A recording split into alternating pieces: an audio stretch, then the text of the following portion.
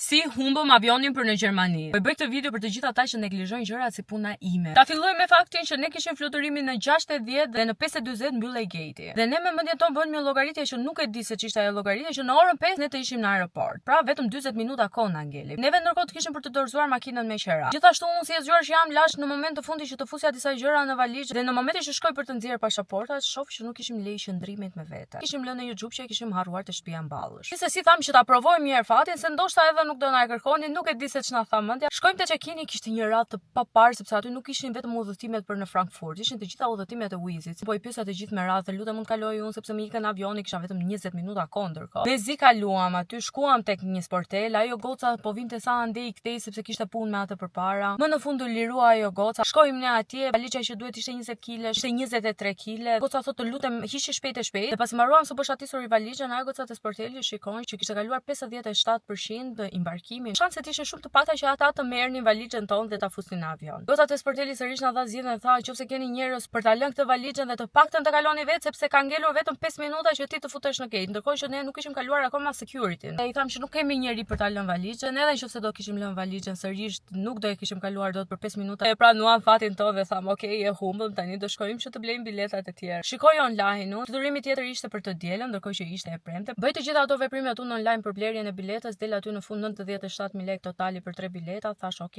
u pa kjo punë", thash, "Hajde 97. Nuk e di se ç'ndodhi aty që nuk pranonte Apple Pay ose diçka e tillë. Viki një herë tek sporteli tamam. Ai djali më thotë që bileta kushton 300 ca euro personi, nëse do ta bësh një blerje të re ose mund të ta reduktojmë në 135 për të përdorur këtë bilet që ke, thjesht shtohet diferenca, diçka e tillë. Dhe në ato momente kur ai më thotë mua nga 300 euro personi mund të shkojnë 100 ca, më fal thash unë, kjo 97.000 është 970.000 lekë, po thaj. Ki thash të lutem prije sa më shpejt dhe shkuan 400 ca euro të treja bileta. Kështu që për një neglizhencë të tonën që të kishin parë ato pasaportat një natë përpara dhe jo në momentin që arrin në aeroport, ashtu nuk thon kohë që duhet të shkosh 2 orë përpara në aeroport, jo 40 minuta siç mendonim ne se mund ta bënim. Kështu që mos i bëni gabimet tona, e di që juve ndoshta nuk do t'i bëni, po unë ju thash historinë time që t'ju shtohet pak frika edhe ju, se ne për shembull tani do shkojmë nga 3 orë sipër përpara në aeroport.